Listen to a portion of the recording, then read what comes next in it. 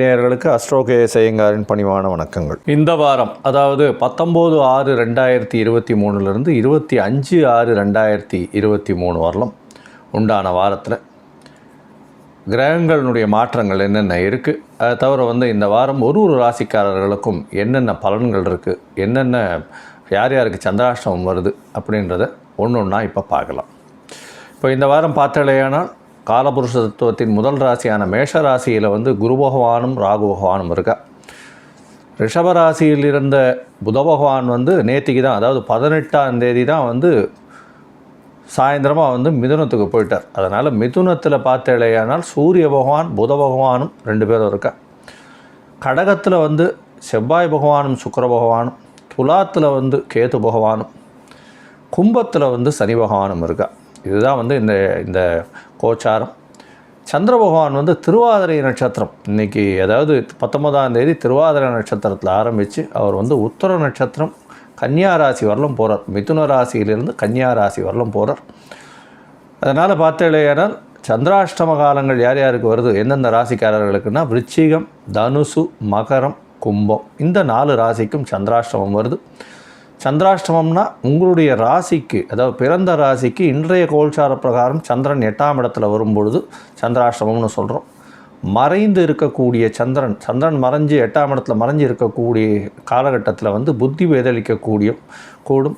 உடல் நலத்தில் கொஞ்சம் பிரச்சனை வரும். அதை தவிர எந்த ஒரு டெசிஷன் எடுத்திங்கனாலும் தவறான ஒரு டெசிஷனாக போகக்கூடிய வாய்ப்புகள் அதிகம். ஏன்னா சந்திரன் மனோகாரகன்னு சொல்கிறதுனால மனசின் காரகன் அவர் மறையும் பொழுது கண்டிப்பாக மனசில் கிளேசம் வரக்கூடிய வாய்ப்பு உண்டு. அதனால் சந்திர பகவானுக்கு உண்டான எளிய பரிகாரம்னு சொல்லக்கூடிய வெள்ளை அல்லி மலர், வெள்ளை அரளி மலர், அல்லி மலர், இது சிவபெருமானுக்கு போய் போட்டுட்டு வர்றதன் மூலியமாக சந்திராஷ்டமத்தின் தாக்கம் குறையும் அப்படின்றத சொல்கிறேன். இந்த வாரம் பார்த்தேனால் 23ஆம் தேதி மக நட்சத்திரம் வருது. அதாவது மக நட்சத்திரம் 23/6/2023 அன்னைக்கு மக நட்சத்திரம் 60 நாழிகையும் இருக்குது. அடுத்த நாள் கார்த்தால வரலும் இருக்குது. 23ஆம் தேதியிலேருந்து 24ஆம் தேதி கார்த்தால வரலும். எதனால் இதை சொல்கிறேன்னா, ஆனி மகம் இப்போ இருக்கக்கூடிய அகோபில மடத்தின் அழகிய சிங்கர் 46வது பட்டம் அவருடைய திருநட்சத்திரம், அதாவது அவர் பிறந்த தினம் அப்படின்னு சொல்லக்கூடியது. அதாவது ஒரு வழியாக கொண்டிருக்கக்கூடிய இந்த மடத்தினுடைய சம்பிரதாயத்தை ஃபாலோ பண்ணி 46வது பட்ட ஜீயர்னு சொல்லுவாள். இந்த வழியில் வந்தவர் தான் 44வது பட்டத்தில் இருந்தவர் தான் ஸ்ரீரங்கம் ராஜகோபுரத்தை நிறுவினார். அதனால் எல்லாருக்குமே இந்த அகோபில மடத்தினுடைய பாரம்பரியத்தை பற்றி எல்லாருக்குமே தெரியும். அதனால் அகோபில மடத்தினுடைய 46வது பட்டம் இப்போ இருக்கக்கூடிய அழகிய சிங்கரின் திருநட்சத்திரம் 23ஆம் தேதி வருது. இதற்கப்புறம் பார்த்தாலேயானால், அதாவது அது 23ஆம் தேதி வெள்ளிக்கிழமையாகவும் இருக்குது. அதை தவிர பார்த்தாலேயானால் 25ஆம் தேதி ஆனி திருமஞ்சனம் அப்படின்னு போட்டிருக்கும். ஆனி திருமஞ்சனம் நடராஜருக்கு ரொம்பவும் விசேஷம். ஏன்னா ஆனி மாதமும் மார்கழி மாதமும் நடராஜர் வெளியில் உலா ஒருவர். இந்த ஆனி மாதம் உலா வரக்கூடிய நாளாக இந்த நாள் இருக்குது, திருமஞ்சனம் பண்ணக்கூடியது. ஏன்னா அந்த இது வைகாசி மாதத்தில் உங்களுக்கு இதுவெல்லாம் அக்னி நட்சத்திரம்லாம் முடிஞ்சாலும் ஆனி மாதத்தில் அதனுடைய இது இருக்கும், அதாவது ஹீட் ரொம்ப அதிகமாக இருக்கும். அதனால் அன்றைக்கி திருமஞ்சனம் அதிகமாக பண்ணுவாள். இந்த ஆனி திருமஞ்சனத்தை சேவிச்சுட்டு வர்றவாளுக்கு எல்லா விதமான கஷ்டங்களும் போகும் அப்படின்றது ஒரு நம்பிக்கை. அது நிச்சயமாக எல்லாரும் நடராஜர் கோவிலுக்கு போய் சேவிச்சுட்டு வர்றது மிகவும் ஏற்றம். இந்த ஆனி திருமஞ்சனம் அப்படின்றது ஆனி மாதம் உத்தர நட்சத்திரத்தில் வரக்கூடியது. அதுதான் ஆனி திருமஞ்சனம்னு பண்ணுறது. அது ரொம்ப விசேஷம்.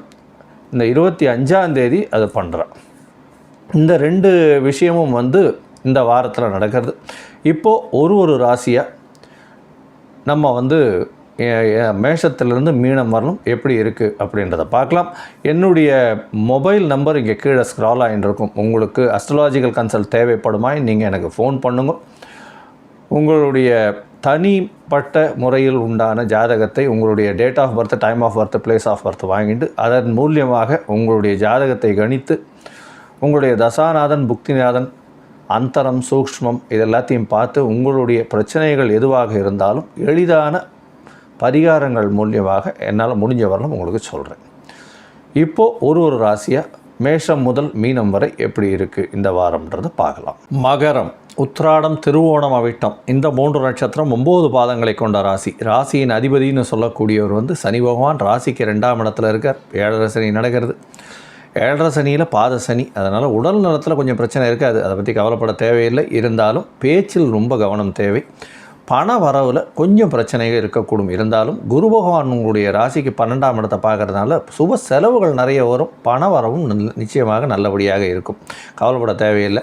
அதுவும் இந்த ஆயில் பிஸ்னஸ் பண்ணுறவங்க, ஸ்டீல் அண்ட் அயர்ன் பிஸ்னஸ் பண்ணுறவங்க, சைக்கிள் இந்த மாதிரியான இரும்பு சம்பந்தமான பிஸ்னஸ் பண்ணுறவங்க இவங்களுக்கெல்லாம் நல்ல ஏற்றமான காலமாக இருக்கும். இதை தவிர பார்த்தீர்களே மண், அதை தவிர மைனிங் பண்ணுறவங்க, கீழே பூமியை நோண்டி அதிலிருந்து எடுக்கக்கூடிய விஷயங்கள், உரம், ஃபர்டிலைசர்ஸு இந்த மாதிரியான விஷயங்கள் வியாபாரம் பண்ணுறவங்களுக்கு நல்ல ஒரு ஏற்றமாக இருக்கக்கூடிய காலமாக இந்த காலம் அமையும். கருப்பு துணி விற்கக்கூடியவர்களுக்கு பெரிய ஏற்றம் இருக்கும். அதை தவிர கருப்பு நூல் அந்த மாதிரியான விஷயங்கள் விற்கக்கூடியவர்களுக்கு நல்ல ஏற்றம் இருக்கக்கூடிய காலமாக இந்த வாரம் அமைய போகிறது. இந்த வாரத்தில் பார்த்திங்கன்னா இந்த கடுகு, கருப்பு உளுத்தம் பருப்பு இதெல்லாம் ஒரு நல்ல ஏற்றத்தோட விலை கொஞ்சம் அதிகமாக இருக்கக்கூடிய வாய்ப்புகள் நிச்சயமாக இருக்கும்.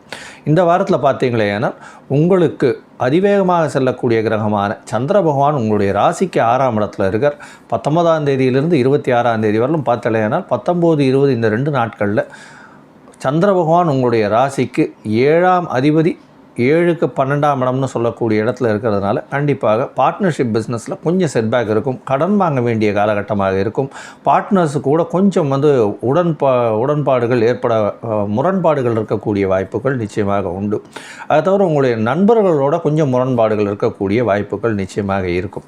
உங்களுக்கு பார்த்தீங்கன்னா உங்களுடைய ராசிக்கு 7ஆம் இடத்துல சந்திர பகவான் வரார். சந்திர பகவான் 7ஆம் இடத்துல 20ஆம் தேதி சாயந்தரம் 4:30 மணியிலிருந்து 23ஆம் தேதி அதிகாலை வரலும் இருக்கார். இந்த காலகட்டத்தில் பார்த்தோன்னா உங்களுடைய பார்ட்னர்ஷிப் தொழிலில் ஒரு பெரிய இம்ப்ரூவ்மெண்ட் இருக்கும். அதை தவிர பார்த்தீர்களேனால் வீடு மனை வாங்கக்கூடிய வாய்ப்புகள் நிச்சயமாக உண்டு. ஏன்னா 4ஆம் அதிபதினு சொல்லக்கூடியவர் சுகஸ்தானாதிபதி 7ஆம் இடத்துல நீச்சப்பட்டு நீச்சபங்க ராஜயோகம் அடைகிறது பெரிய விசேஷம். அதனால் இந்த வாரத்தில் 20ஆம் தேதி சாயந்தரத்துலேருந்து 23ஆம் தேதிக்குள்ளே ஒரு வீடு மனை இந்த மாதிரியான விஷயங்களுக்கு, ஃப்ளாட் இந்த மாதிரி விஷயத்துக்கு நிச்சயமாக நீங்கள் அட்வான்ஸ் கொடுக்குறதோ, புதுசாக கொடுத்தனம் போகிறதோ இந்த மாதிரியான விஷயங்கள் நிச்சயமாக நடக்கும். அதை தவிர பார்த்தீர்களேனால் உங்களுக்கு பார்ட்னர்ஷிப் கன்சர்னில் ஒரு பெரிய ஏற்றம் கிடைக்கும். பார்ட்னர் மூலியமாக அபரிவிதமான ஒரு ஏற்றம் கிடைக்கக்கூடிய வாரமாக இந்த வாரம் அமைய போகிறது. உங்களுடைய உடல்நிலையில் நல்ல ஒரு ஏற்றம் இருக்கக்கூடிய வாரமாக இருக்கும். உங்களுடைய ராசிக்கு 8ஆம் இடத்துல சந்திர பகவான் 23ஆம் தேதி காலத்தால் ஒரு 3:30 மணியிலிருந்து 25ஆம் தேதி மத்தியானம் 3:30 மணி வரலும் இருக்கார். இந்த காலகட்டத்தில் சந்திராஷ்டம காலகட்டமாக இருக்குது. இதில் புது முயற்சிகள் எடுக்காமல் இருக்கிறது ரொம்பவும் நல்லது.